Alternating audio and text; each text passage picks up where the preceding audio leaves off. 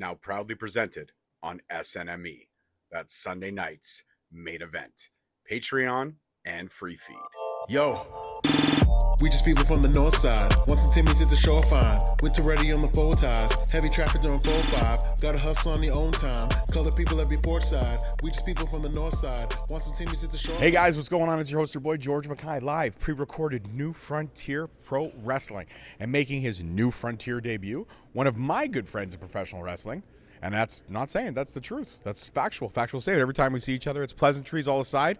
One half of fresh air. One of the coolest guys in professional wrestling, one of the humblest guys, Junior Benito. Well, darn, you're making me shed a tear here. Yeah, right? It's a passion project, right? It's passionate. Yeah, we gotta have passion. This is professional wrestling. Passion is in the middle name of pro wrestling. It absolutely is. I like that. So it's been a while. It's been about a year since the last time we were on the show together. Yeah, that's true. Yeah. And now you're coming back for a second. Yeah. That's cool. Last time I had your tag team partner on for a second, we spent half of our interview talking about Batman. We didn't talk about wrestling. We talked about Batman. So I gotta get your factual state. Are you a Joker guy or a Batman guy?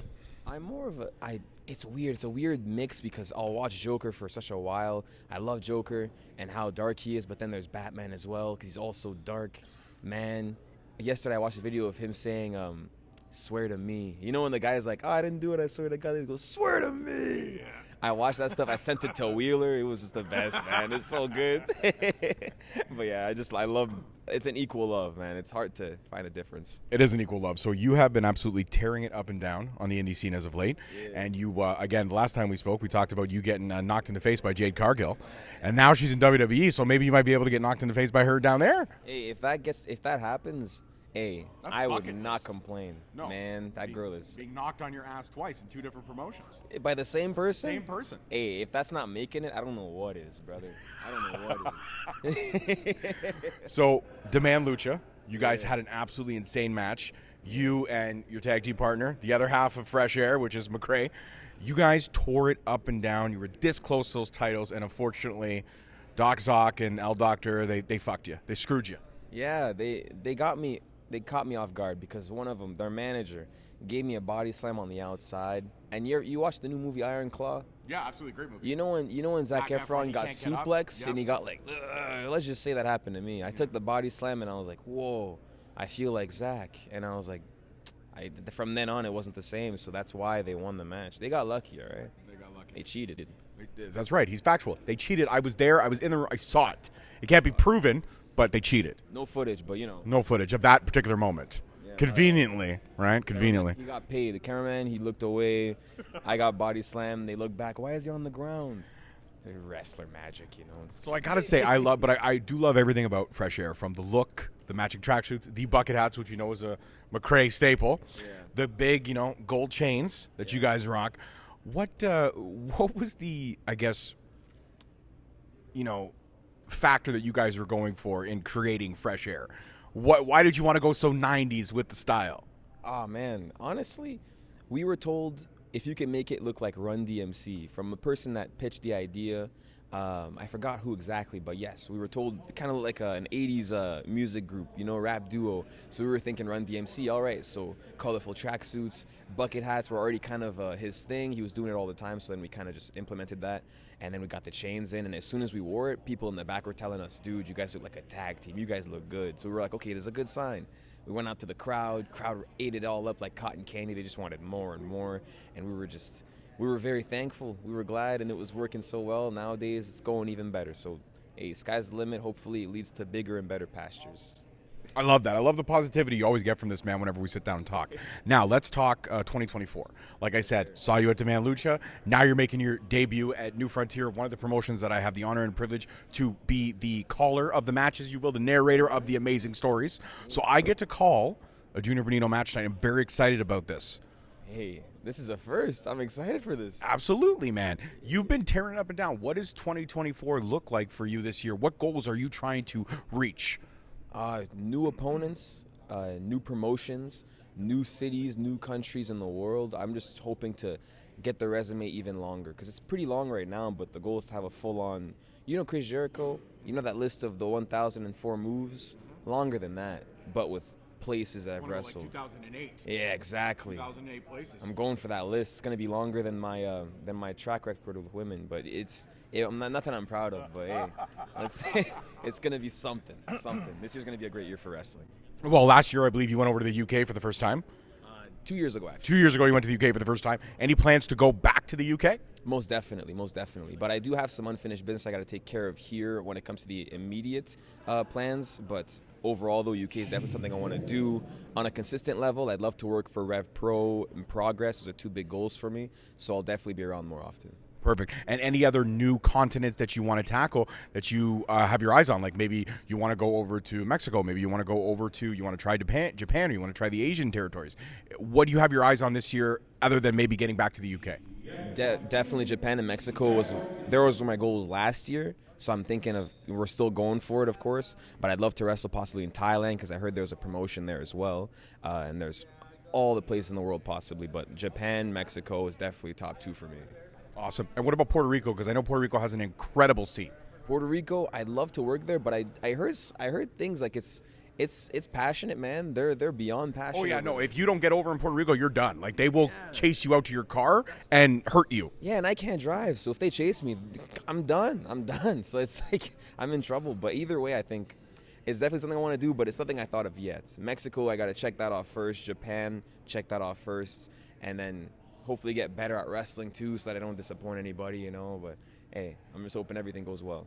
Absolutely, dude. Listen, like I've watched you progress in your career thus far since we've known each other, and I've had the honor and privilege to call you a friend, and that's the truth.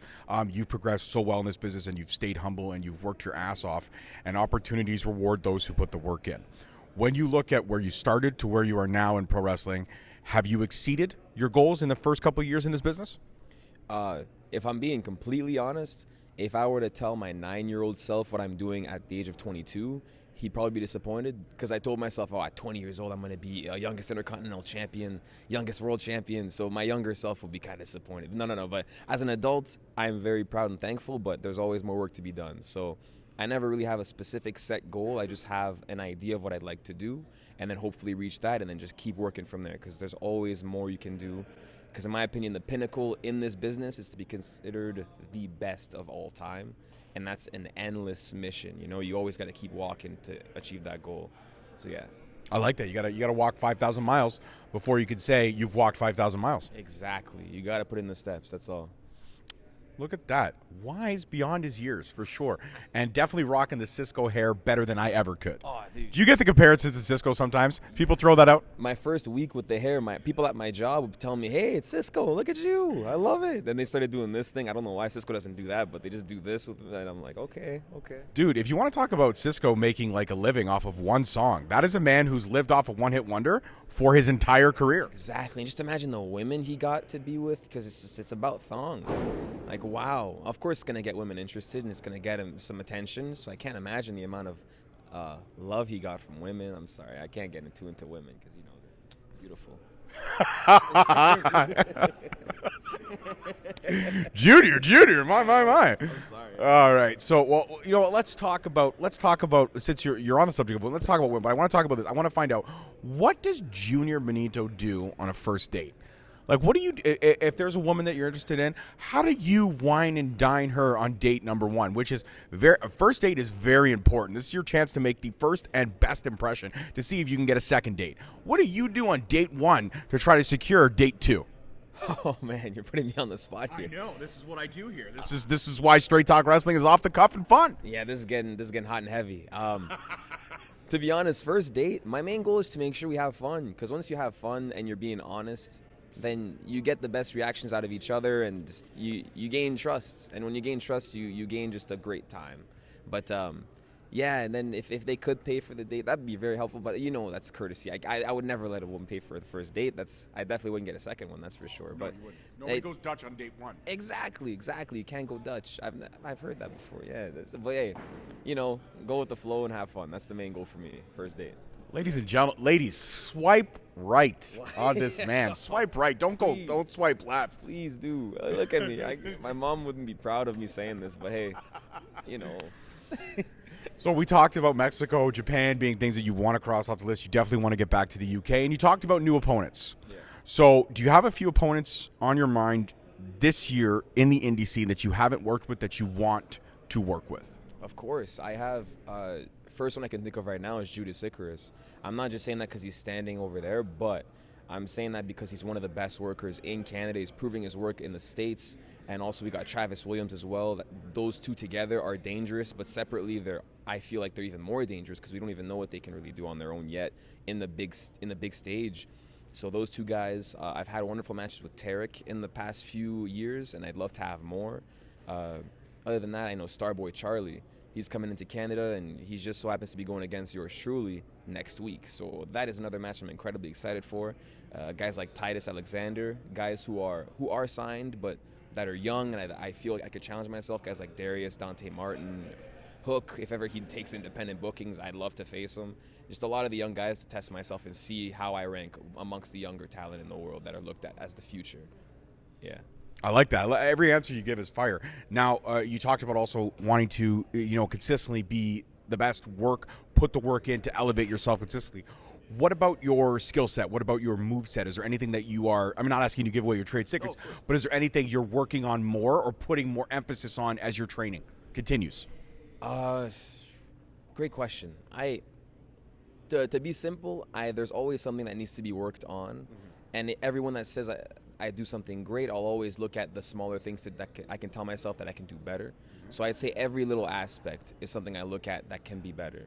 So I can't give something specific, and I'm sorry for the little dull answer, but I'm always trying to improve in every single aspect of the business. I get it. So you're trying to keep well-rounded on a consistent basis. Yeah, because nowadays you never know what someone can be looking at that can get you the opportunity, the big opportunity. Because someone could look at you and say, wow, he just stands like a star. Or it could be, wow, he takes this move wonderfully. Or it could be, wow, he speaks great. It could be anything. That's why you got to work on every single aspect the best you can so that it can work in a way, you know? I absolutely agree. And you are speaking is no problem. You're very eloquent when it comes to speaking. Absolutely. So, Christmas just passed, New Year's just passed. Now we're into February. Valentine's Day just passed. And we're looking towards, the next big things would be, your Easter and your St. Patty's Day. Yeah. Are you a celebratory member of the St. Patty's Day community? Do you drink the green beer? That's a great question. I haven't had a drink my whole life, except for once when I was 7 with my dad. That was a fun story. But well, hold on. You got to tell the story. Well, it's rather uneventful. Nothing crazy happened. I was playing video games. I was running around the house with my brothers. My dad called me, and he's like, hey, Junior, have a seat. And I'm guessing this is one of those dad moments. So I come in not knowing what's going to happen. He's like, hey, man, drink some of this. And I was like, what is that? And he's like, it's wine. So I looked at it. I smelled it. I was like, okay. I took a sip, and he's like, how was it, son? And I said, that stuff's gross. And I just ran away. And I guess that was all I needed to be like, I'm okay with this stuff. I'm okay. So, yeah, that's the only experience I've had so far with alcohol. But so there's no green beer in your future? No green beer, but always in for a good time. Always Fun time is always great because that leads to memories and wonderful things you can tell your kids when you're older. Absolutely. Everyone's got to have those memories of juvenile delinquency in some form or fashion. Yeah, exactly. You got to have a wild side. You don't seem like you have a wild side other than pro wrestling. I feel like you're very chill outside of the ring. In the ring, you're a beast, but outside of the ring, I feel like you're very chill. A little shy. Yeah, I won't agree that I'm shy. I get it from my mother. But, yeah, whenever I'm not wrestling, because that was my main goal in life. So once I'm out of there, my goal is to lay back and focus on the next time I'm in that ring. So you got to work towards it. My wild side, I'd say, is the ring. And then whenever I'm not there, I take it as easy as possible so I don't do anything silly like get hurt while riding a bike or something, because that's always a sad injury. Yeah, to get injured outside of the wrestling ring is unfortunate because it sets back your in-ring work and ability. Yeah, I think one of my worst injuries, I hyperextended my knee going to the bathroom. So I was going to the bathroom, I was doing a number 2, and then I was stretching my leg, and then I just gave it an extra little tug, and then I heard a crack, and I was like, what the heck? And I couldn't walk. So then I had to call off the next show. I felt awful, and yeah, it's those little things, just don't go to the bathroom. Well, if you do go to the bathroom, I mean, you have to go to the bathroom for your own personal health and well-being. But if you do go to the bathroom, don't hyperextend your knee. Exactly. You learn that with wisdom overall in your wrestling career. You learn not to do certain things, Like hyperextend your knee while having a number 2. Yeah, exactly. It's a great number 2 I was having, but man, it turned into an awful one real quick. Some number 2s can be life-changing. Exactly. There really are some that can be life-changing. You're laughing over there, but you know it's factual. You know too. Come here for a second. Get over here. You're gonna come on camera for a second. They got Bloodstained Hurricane, Jesse Amato. Listen, Jesse, would you not agree that some number 2s, when you're taking them, can be life-changing? Absolutely.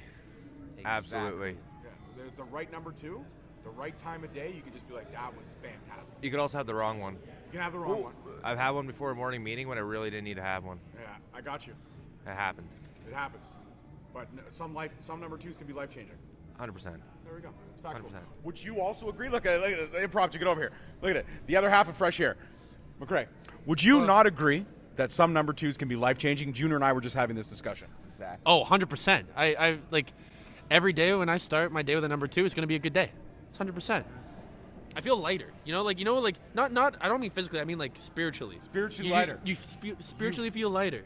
It's like you felt like you just shout out your problems. When I show this clip, because this will be the clip for the episode, I'm just going to focus on Junior's face. The whole time as all three of us have been talking about number 2s, and he's like, I didn't get to finish. Well, no. It's just, they're great. They're great. That's all I have to say. They're right. Makes you feel better. I honestly just came to bother him. I know you did. But you know what? In all essence, getting injured outside of the ring can be huge setbacks. Yeah. But getting injured inside the ring can also be huge setbacks. So you really have to focus on everything and try to be as safe as you want to be and as safe as you want your opponent to be. Yeah. Now, you mentioned about people you want to work with. What about the people that you have worked with? Who would you say you have some of the best in-ring chemistry with? Like when you just go in the ring and you guys just tear it down without really trying too hard to tear it down. I'd say personally, for personal reasons. Hey, brother. Hey, guys. Good to see you. So many people crashing us. Hey, I don't mind, but I'm happy. But I personally, first thing I could think of is Tarek. We wrestled 3 times, and they've been 3 of my best matches personally. And also Evil Uno as well. He was one of my first actual wrestling matches. And then we've had 2 other matches where I got better every time. It was in different stages of my career. So he's definitely a person that I trust, and I think he trained me and taught me everything I know. So in a way, he trusts me to know certain things, and he expects something out of me every time. So it's one of those things where it's a student-teacher bonds that I can't really explain too well, but it's something I'm very appreciative for. No, you don't need to explain. I get it fully. I yeah. understand it. So I'd say Uno, Tarek. If I can, wrestle Josh Alexander one more time, because the last time I felt like I disappointed him in a way because I was so nervous because I was 18 at the time. I had gotten concussed in the match, and I feel like it was something that I did that was wrong. It could have been better. It could have been handled better on my part, but I just got to prove myself one more time with him if I could. That's my goal. I think Josh would definitely take a rematch with you in a heartbeat, 100%. That's I got to prove myself. So that's why one of the many reasons why I'm working the best I can now is to prove myself and show that I am that level of talent that he is. Fantastic. And you're showing it every single day with the way you carry yourself and all these stuff. Now, this is a question that I asked Covey Christ, and I think that you might also have a great answer. I feel like you're a cereal guy. Yeah, I'm a big cereal guy. Like your cereals? Yeah, of course. Okay, so I want to throw out 10 cereals at random, and I want you to rank them 1 to 10. And if they're not on your list, just tell me to pass, and I'll throw out a different cereal. Okay. Do you think we can work on this? Think we could try this? I don't know what to expect. All right, I'm ready. Well, I'm not going to throw out like random cereals, like something from Afghanistan or something like that. I'm going to throw out cereals that we know. Sounds good. Okay. Rice Krispies, 1 to 10. Where do you rank it? 8. 8. Okay. Cheerios, the original Cheerio.